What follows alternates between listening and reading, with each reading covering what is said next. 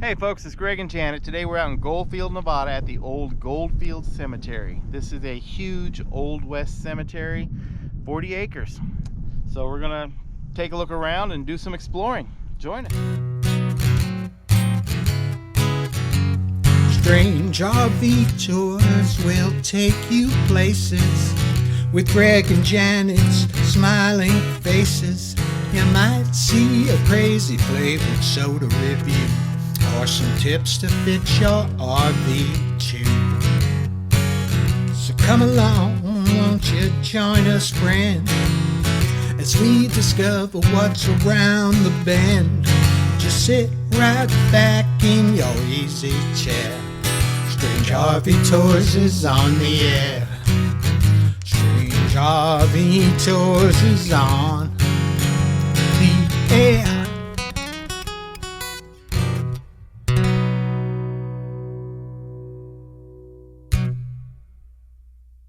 All right, guys, there is a plaque here. You can't hardly read it because of the sunshine. But in 1904, there was a cemetery way on the other side of town where the railroad station was, and there was the arena where the famous 42 match. 42 round boxing match. Yeah, with Gans and Nelson. And that's where the original cemetery was, but they needed to put the railroad depot there and all this other stuff, and it, you know, the growth of the city was in peril, I guess. So they had these guys in the middle of the night come out here, well, take the bodies from there and bring them out here. They called them the ghouls. Anyway, they did it in the middle of the night, and the rumor is they were just too many bodies to move, and the rumor is there's still bodies over there, but they just moved the headstones. That's the rumor, but who knows. But they did donate this area 40 acres or in different sections for the Masons, the Elks, the Catholics, the Protestants, the different areas for different, you know, like the Catholic area, the Elks Rest, and Different civic groups. Yeah, different groups. And there is a potter's field too. So, and I think we know where that's at. But we're going to take a look around. I've got some history on some of the families in the area and stories of people. And let's take a look around and keep going. Okay, this entire section right here that we're walking into, you see all these old big rocks.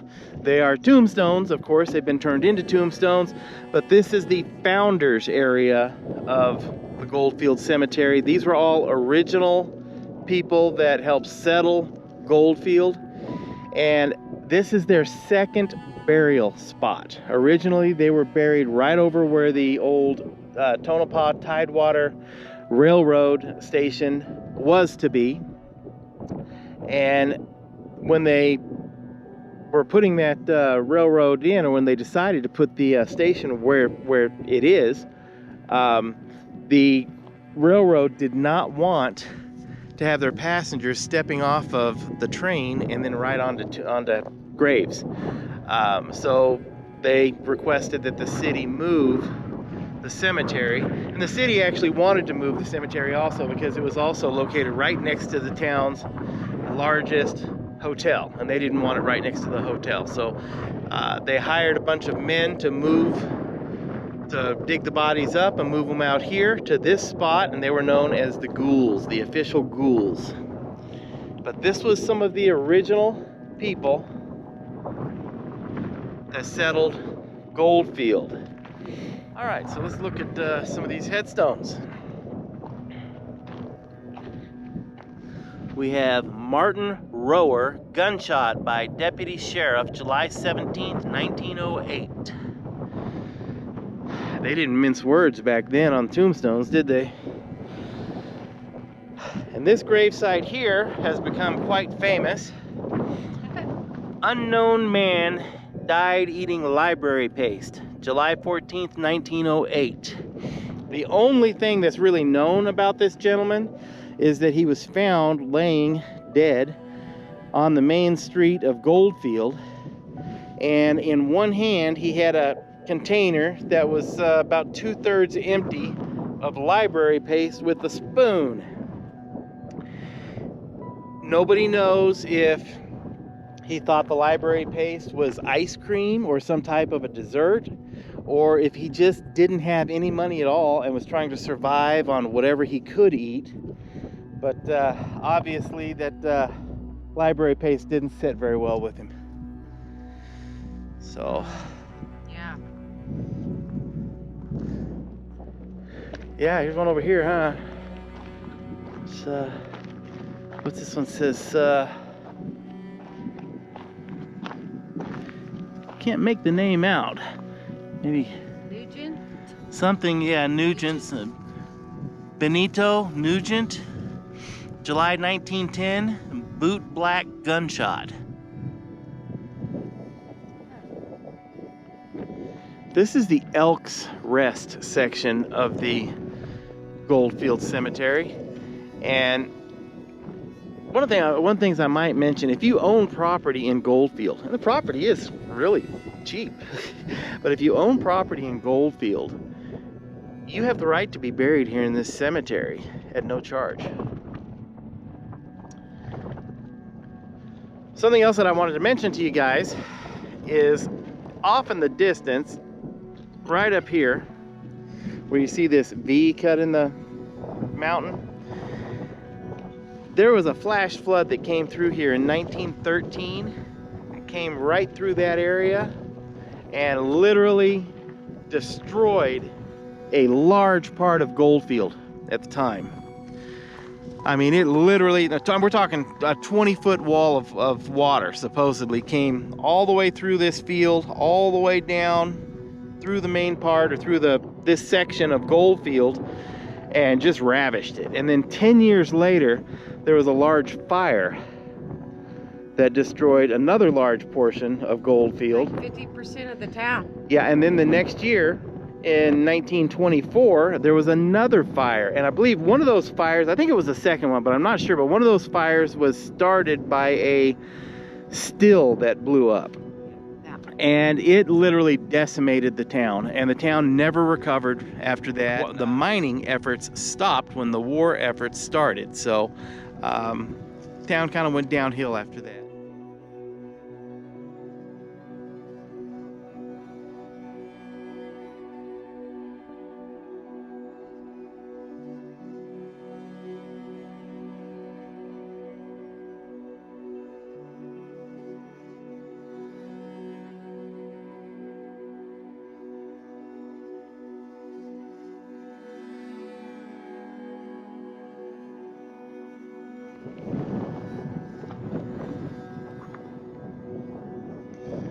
Oh goodness, I think this person killed himself. Yeah. Nana G. Long, age 21, died May 10th, 1908. From Texas, life became a burden. Let me tell you about her. She was a prostitute. And her lover left her, and she shot herself in the head. And her father pretty much disowned her and did not want her to be buried with the family. Disowned her, did not want her even close to Texas. So refused to bring her body back to Texas. So this is where she rests now. She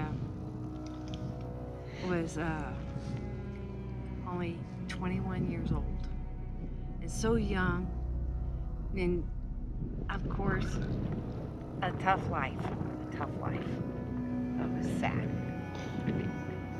Underneath her nameplate here it says, "A sea of troubles and a broken heart. Rest in peace." I noticed this gravesite because of the purple glass. Let me tell you guys about the purple glass. Back in the day, back in the early 1900s, Goldfield was shipping in sand that contained a lot of magnesium. They would use that for the mining process, and they would make glass out of this sand, and the UV rays from the sun, when they would hit the glass over a period of time, it would turn it purple because of the magnesium inside the glass. In 1940, when the United States was kicking off the war effort, they needed magnesium, so Goldfield could no longer get the sand with magnesium in it, and therefore anytime you see any purple glass in Goldfield, that glass dates to 1940 or earlier. They put it on top of some of the graves here to keep animals from digging into the graves. Let's walk over here and see if there's another one down here with purple glass on it.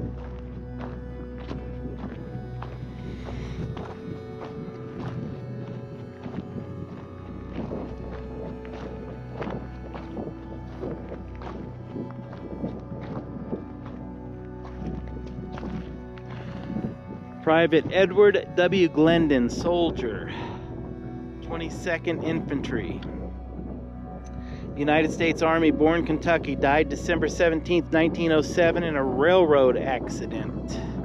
1907 miners' strike.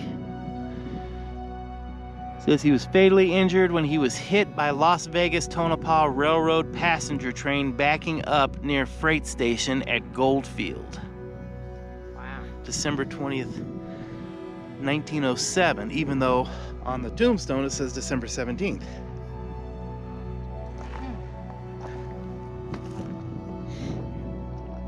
Yeah. Oh, Frank Smith, age 42, died March 9th, 1907, beat over the head with a shotgun from Blacksmith, New York. Member of the Miners Union. I wonder why he beat him over the head with a shotgun instead of just shooting him. Those ran out of bullets. Oh, shells, yeah. Yeah.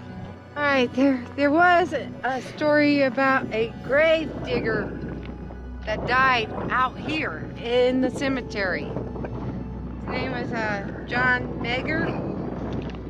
He was 73 years old from Iowa. He died March 27th, 1918. With all the miners' deaths, accidents, the disease, he was a busy man. And digging graves was his business. He was making good money at it. But this ground out here, places, is really super hard. So he used dynamite to help, blow up, the ground, and so he wouldn't have to work so hard, I guess.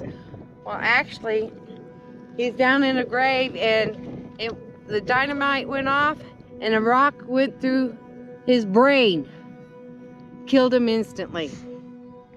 So that's one accident that is very unusual, especially being in the cemetery and digging graves and then ending up dying in the cemetery. It's sad. Yeah. Otto Liss from Colorado died May 1st, 1912. He was a miner. Age 38 from Colorado, life became a burden. So he was another suicide victim. This cross right over here is made out of 2 railroad ties.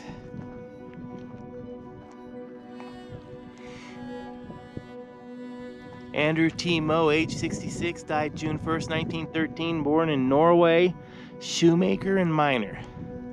People from all over the world came out here wanting to get rich. Yeah. Then, Goldfield had 3 times as much gold as it did silver.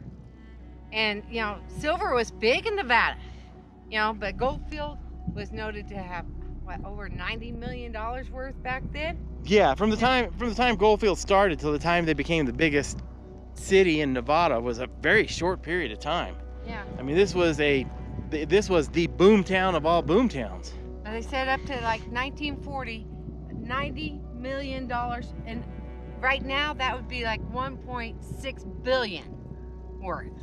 You know, so crazy money. Yep. And of course, you know, you got these miners, and you got Goldfield had 49 saloons. Just imagine the drunk miners and all the fights, and you know, and then mining accidents, and then disease and whatever.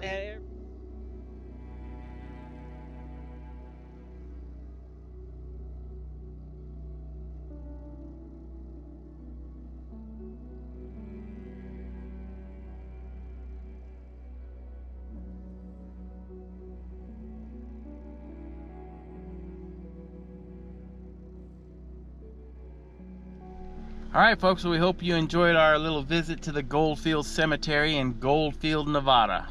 Really an interesting place. If you did enjoy it, please hit the like button, the subscribe button. Please hit the little bell up in the corner for notifications. Please share these videos. Check out our Patreon site. This town does a great job of keeping the memories of its founders alive. Yes. Oh. Thanks. You guys have a great day. Talk at you later. Bye-bye.